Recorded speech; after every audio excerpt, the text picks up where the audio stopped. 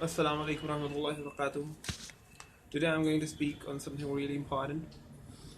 For as much as we believe and respect Islam, and we know that how civilized, legitimate, and peace-loving that our religion is and its teachings are, but when we take this message to people and tell them that this is for their good, this is for oneness of Allah and its peace-loving, they are going to backfire.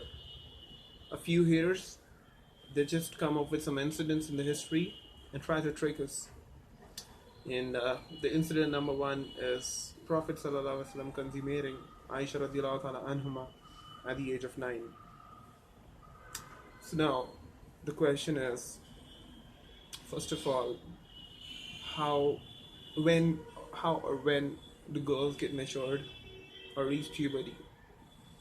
Now this factor is different in different parts of the world, and we know that some girls do reach a mature age at the age of 9, 10, 11, and 12. There are different ages. So point number one is that Aisha radiallahu anha was mature at that age, and yes, that's one of the reasons why Prophet ﷺ consummated the marriage.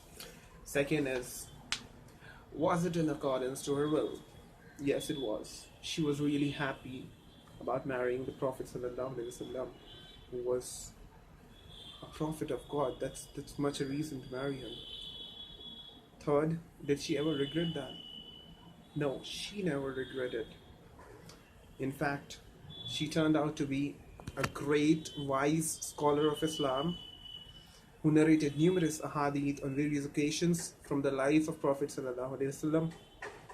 So there was wisdom behind Prophet ﷺ marrying Aisha radiallahu anha, and there's no doubt about it that it was not seen as a violation of social conduct at that time, not just by the Arab nations, but as the world as a whole. It wasn't a violation of social conduct at that time.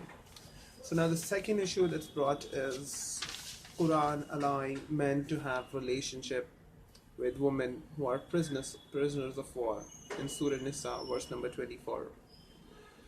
Now in this verse, people have numerous questions like, does Islam permit slavery?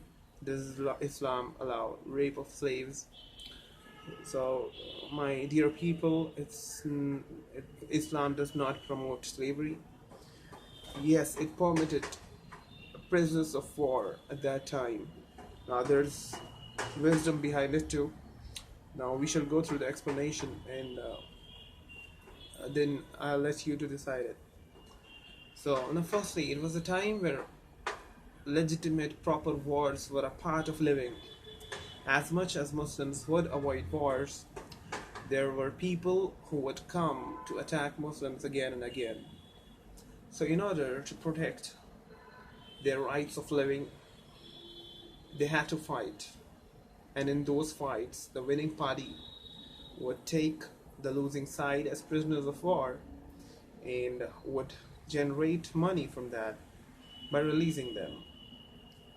Now it would be unfair if they win.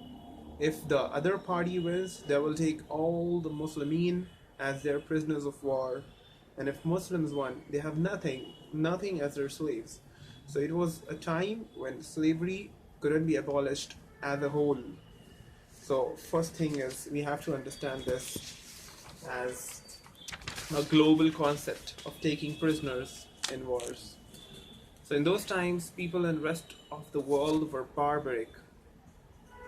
Some would burn women if their husbands died or when they lost their battle. We had sati, which used to take place in India. Up to this time, it was really difficult to avoid sati. So we had social, upliftments, and then sati was abolished finally in our country, alhamdulillah.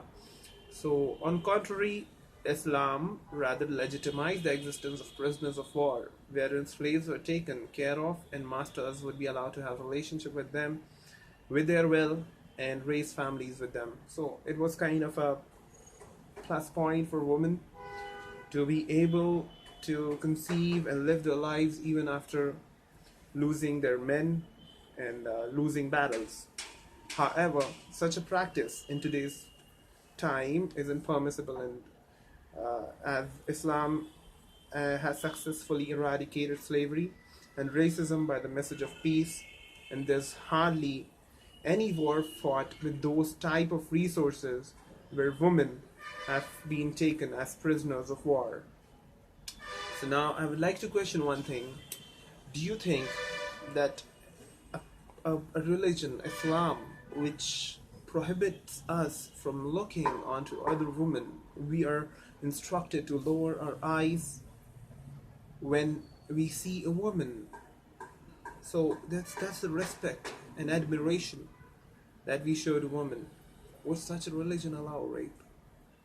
Thank you all for listening. Barakallahu fi lana wa fil Quran Kareem wa yaqul dhikr al-hakim. May Allah accept any mistakes, and may Allah forgive any mistakes that I made in the speech, and Allah knows best.